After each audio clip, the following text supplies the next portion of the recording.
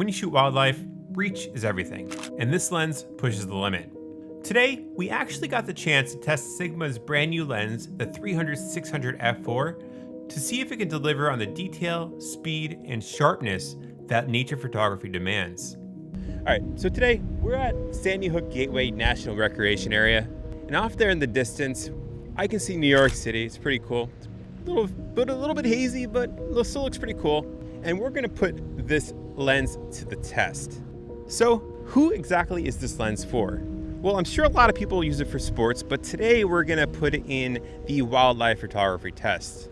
And what I really wanna figure out is, will the quality and aperture of this lens absolutely just win my heart over? Or will the size and weight of it, and honestly in some regard the price, just be too much to make it worth it for me?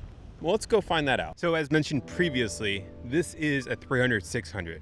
So it makes it absolutely ideal for capturing wildlife. One of the coolest features of this lens is it has a constant aperture of f4, which means in low light scenarios when you're doing wildlife photography, often you're in the woods and stuff, it's gonna help you considerably. Also, you get a nice separation of background for the creamy bokeh, shooting in f4. So it really helps highlight the wildlife that you're focusing on. Speaking about low light, when you're shooting birds in flight and you want to capture wings without that motion blur, you often have to do it in a very high shutter speed. With an aperture of f4, it's going to allow you to bump that up quite a bit higher than normal to help you get those really nice bird in flight photos. Another thing that I've noticed with this lens is the autofocus is absolutely fast. It has no problem picking up birds or using the eye detect feature.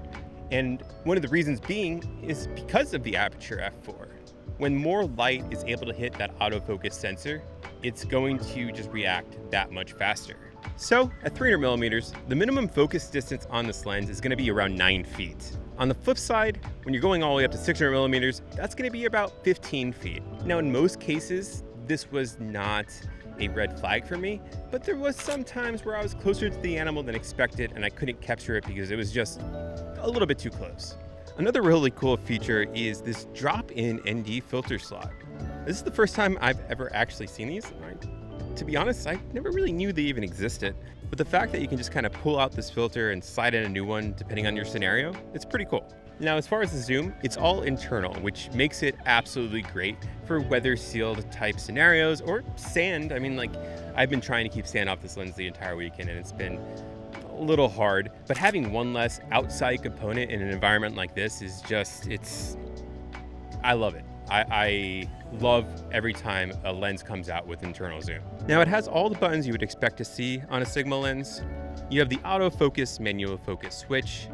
The focus ring on this, as I say with every Sigma lens I test, is nice and smooth. I never have any issues with it. Like I said before, the autofocus with this lens it's so fast. Here's a quick test of my wife and I. She was just off distance a little bit and I was switching between the background and her, and it just shows you how fast the autofocus is. It has another switch that helps you kind of set where you're trying to focus. So 10 meters to infinity, or 0 to 10 meters, or just the full range of focus. This lens is featured with Sigma's version of optical steady shot, so you can either turn it off or there's one or two modes depending on what you need it for. There's a couple custom switches and buttons, and a few other buttons and knobs that I don't think I'd ever use or even look up to. As you would expect with high-end lenses, this has the ability to switch between vertical and horizontal mode just by rotating the camera like this. And now, the biggest thing about this lens is just that. It is absolutely massive. It's around 18.5 inches long, and it comes in at around 8.75 pounds. Now, one of the more important questions, the price. How much does a lens like this cost for? I mean, it's a zoom 300-600 aperture f4. That's not really on the market. So you'd be expecting, similar lenses are like $12,000 for 600 prime f4. But this one comes in, it's still pricey for a lot of amateurs out there, at $6,000 brand new. But for what it is, that price is the best value for a lens out there. I know it's crazy to say value with talking about $6,000, but truly, for what this lens boasts, $6,000 does fit the bill quite well. And as you might have noticed, in this video I've been using a gimbal head. Newer sent me this gimbal head to test it out while using this lens, If you're using a big bulky lens like this, I definitely recommend using a gimbal head. It makes wildlife photography so much easier. If you want to check it out, I'll leave a link in the description. All right, so enough about those technical specs. Let's go ahead and dive into some test shots and test videos I took using this lens, and I'll go over some of my overall thoughts. So I got to use this lens for around 2.5 weeks before I had to return it, and I had the opportunity to take a lot of wildlife photos with it. Overall, I really liked using this lens when it was attached to a tripod. For handheld experience, I honestly hated it. Additionally, hiking or walking around looking for animals or birds, it's just too heavy for me personally to really enjoy it. It made me feel like my entire time out was focused on protecting a big, heavy, expensive lens instead of enjoying nature. With that being said, if I was stationary and looking for a specific animal or shot and I'm just setting up camp and waiting for the animal to come to me, which I got to do in the video I'll be posting next week, it was a very nice and relaxing experience. But the main question is this a good quality lens and a nice piece of glass? And that answer is clearly yes. I got some absolutely incredible photos and footage using this lens, and it's by far the best photos and video I got and the sharpest I've ever taken in my life. So I came up with 4 major pros I have with this lens. The first being is obvious one, it's the reach. 300-600 is perfect for wildlife and birding photography. The second one, another obvious one, aperture f4 is absolutely amazing when you're doing wildlife photography, because a lot of the times you're in the canopy of the forest, you need that extra light, or you need a faster shutter speed because you're capturing an animal that's moving pretty fast. The third, I've never used a lens with autofocus that worked this well, this fast. And I think a lot of that has to do with that aperture, enabling the autofocus sensor to capture a lot more light and work just a lot faster. And lastly, the sharpness of these photos they're just perfect. I loved the results that came from this lens. I've been testing it for about a week now, and I'm just purely impressed. And I came up with 3 cons. The first one being the size and the weight.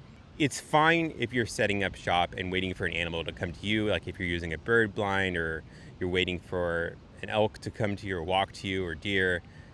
But walking around a trail or hiking with this lens and searching for wildlife, it's not a lens that I would use in that scenario. Second, the price, $6,000, it's a lot of money. It's a heavy investment. And there's really good lenses for a third of that price that will do the job extremely well.